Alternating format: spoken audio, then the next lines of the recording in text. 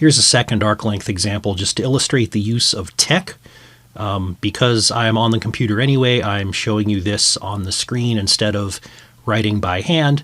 This is from Chapter 2, Section 5, Problem 188 out of our supplemental resource. And we're asked to compute the arc length of x equals cosine squared y between y equals negative pi over 2 and y equals pi over 2.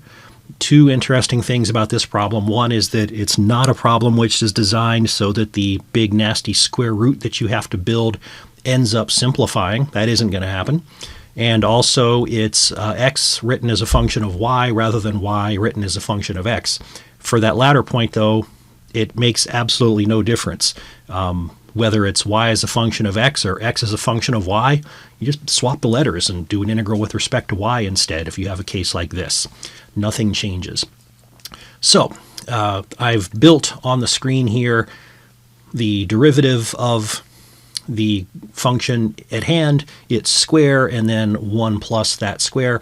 And then I've created the arc length integral that we are going to have to evaluate. This is definitely not an integral that we could do by hand. So if you haven't had a lot of experience using tech, I recommend the platform called Wolfram Alpha. So I've got that tab already set. Just literally search on Wolfram Alpha. And the interface is fairly intuitive. For integral, you just type int, and you can almost just kind of type in a free form. It's not kind of a free form, it is a free form. Square root would be sqrt. So I'm going to ask for the integral of the square root of, and then that was 1 plus 4 times sine squared y times cosine squared y, and then close off the square root dy. And then here, I'll just say from negative pi over 2 to pi over 2. I'll just type it in and see how it looks.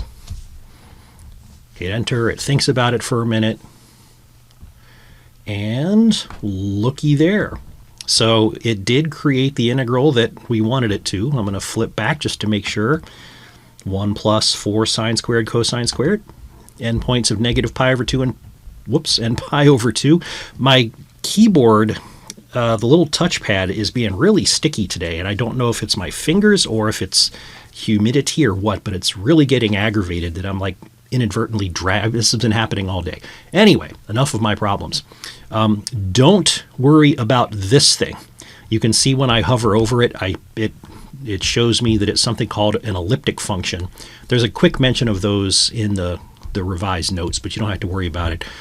Don't report that as your answer because you probably don't know what an elliptic function is, and so reporting that as your result is a bad idea. What we're doing here is we're going for the numerical value of this integral. So this would be a problem that might say use tech to evaluate the arc length of this curve between those two endpoints. And so back there on the other screen, now I'm going to show you behind the scenes here.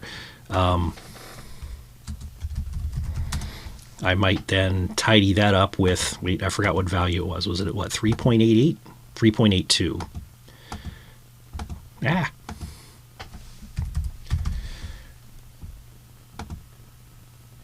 This is the typesetting program that I use to make all of our course notes. There is an online portal for it as well. And now I've redone it. Now this wouldn't be a submission, right? I would tidy this up and expand a little bit on it. But I'm presenting the integral that's created, and I'm saying that this is approximately 3.82. So we used Wolfram Alpha to get an estimated value for the integral, which is absolutely fair game in this case. It's not hard. You don't need to have any training in how to use it. It's fairly intuitive, so don't be afraid to try it out.